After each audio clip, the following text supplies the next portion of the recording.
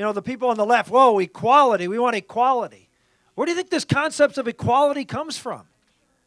It doesn't come from Islam.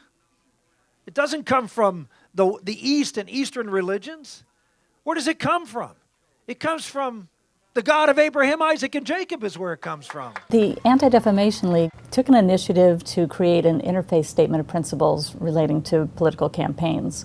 And as the presidential election began to unfold, we felt that there was a line being crossed about how much religion was being infused into the political rhetoric.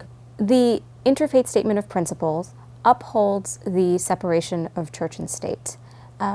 It says that candidates are free to believe or not believe. They are free to express their beliefs and let voters know what their beliefs are, but there is a line that should be drawn.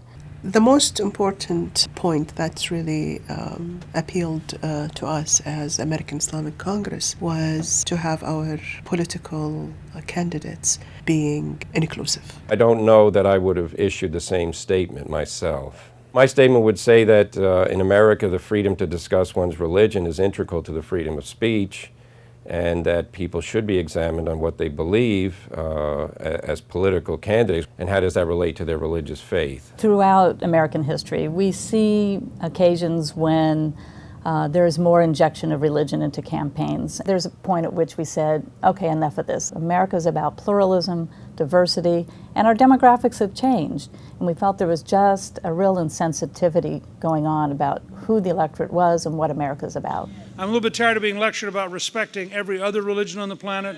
I'd like him to respect our religion. If a candidate is asked to curb his religious speech because religious speech is viewed as offensive to people who don't share his religion, I would say wrong. Let the man speak, or the woman in the case of Michelle Bachmann.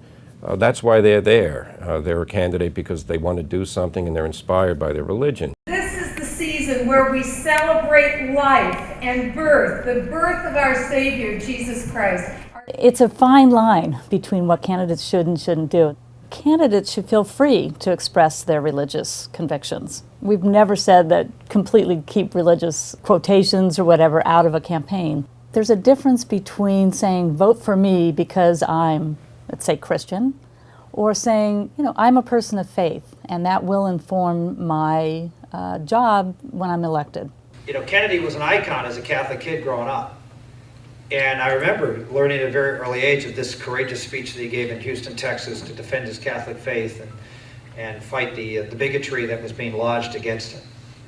And then very late in my political career, I had the opportunity to read the speech, and I almost threw up. I believe in an America where the separation of church and state is absolute. The beauty of this country is that it's founded on the belief of separation of church and state, that you are free to practice whatever faith or no faith. We believe that religious freedom flourishes precisely because there's church-state separation. So for us, religious freedom is so intrinsic, but the religion should come in your houses of worship, in your homes, and in your hearts. It doesn't belong in the government.